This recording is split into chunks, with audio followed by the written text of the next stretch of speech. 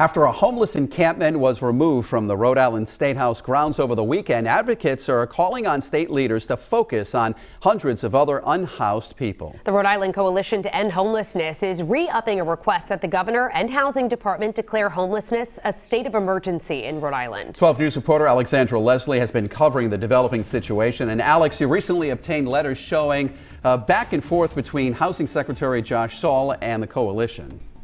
Yeah, so in this letter dated last Thursday, the state's housing secretary said the state needs to have access to on-the-ground real-time information. He formally requested that the coalition provide locations of 80 homeless encampments plus a current waiting list of people seeking shelter beds by 4 p.m. yesterday. The Rhode Island Coalition to End Homelessness sent its response to Housing Secretary Josh Saul on Monday, saying it provided what it described as a de-identified shelter queue.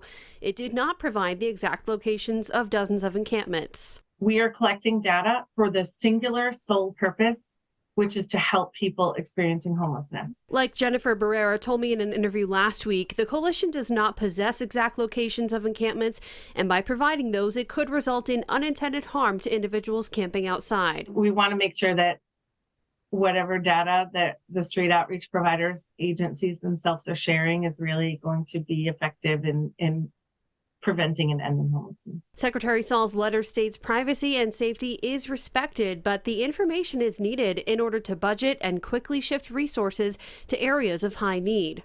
State House grounds were empty Tuesday, a stark contrast to just a few days ago when dozens of tents were camping out in protest. The encampment was removed Saturday after a court ruling. The coalition says now it wants the state to focus on the other 500 Rhode Islanders who remain unhoused by deploying $15 million in resources to bring 380 shelter beds online, declaring homelessness in Rhode Island as a state of emergency, and reenacting an interagency council on homelessness tasked with developing a state plan to address it. Now, both the governor and the housing secretary were unavailable on camera, and they declined providing any written statement in response to this story. Live in studio, Alexandra Leslie, 12 News.